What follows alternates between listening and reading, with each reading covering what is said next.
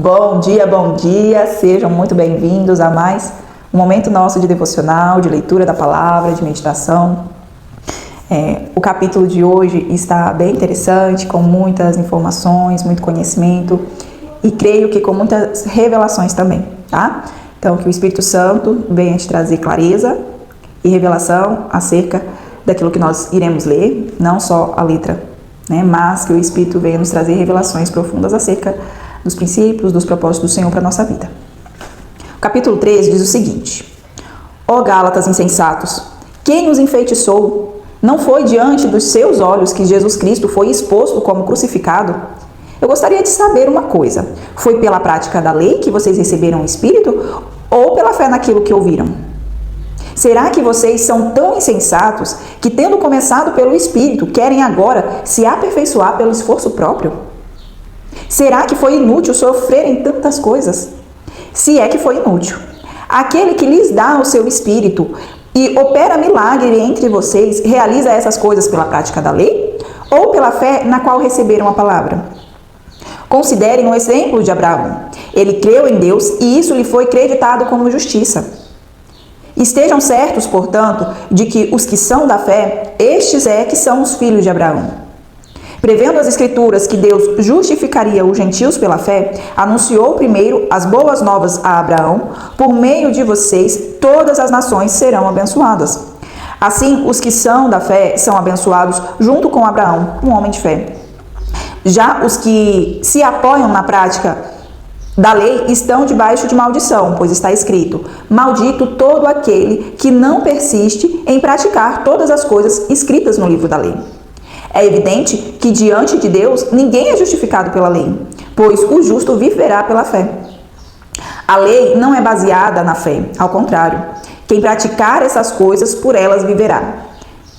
Cristo nos redimiu da maldição da lei, quando se tornou maldição em nosso lugar, pois está escrito: maldito todo aquele que for pendurado no madeiro.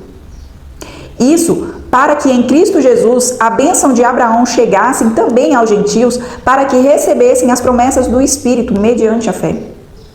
Irmãos, humanamente falando, ninguém pode anular um testamento depois de ratificado, nem acrescentar-lhe algo. Assim também as promessas foram feitas a Abraão e ao seu descendente. A Escritura não diz aos seus descendentes, como se falando de muitos, mas ao seu descendente, dando a entender que se trata de um só, isto é, Cristo. Quero dizer isto: a lei que veio 430 anos depois não anula a aliança previamente estabelecida por Deus, de modo que venha a invalidar a promessa, pois se a herança depende da lei, já não depende da promessa. Deus, porém, concedeu gratuitamente a Abraão mediante promessa. Qual era então o propósito da lei?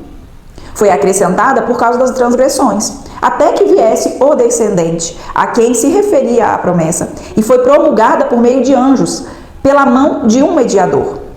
Contudo, o mediador representa mais de um. Deus, porém, é um. Então a lei opõe-se às promessas de Deus? De maneira nenhuma, pois se tivesse sido dada uma lei que pudesse conceder vida, certamente a justiça viria da lei. Mas a Escritura encerrou tudo debaixo do pecado, a fim de que a promessa, que é pela fé em Jesus Cristo, fosse dada aos que creem. Antes que viesse essa fé, estávamos sob a custódia da lei, nela encerrados, até que a fé que haveria de vir fosse revelada. Assim, a lei foi o nosso tutor até Cristo, para que fôssemos justificados pela fé. Agora, porém, tendo chegado à fé, já não estamos mais sob o controle do tutor. Todos vocês são filhos de Deus, mediante a fé em Cristo Jesus, pois os que em Cristo foram batizados, de Cristo se revestiram. Não há judeu, nem grego, nem escravo, nem livre, homem, nem mulher, pois todos são um em Cristo Jesus. E, se vocês são de Cristo, são descendências de Abraão e herdeiros segundo a promessa. Glória a Deus, que nós fomos agraciados por tamanho amor, por tamanha misericórdia, para nos tornarmos aí participantes dessa promessa.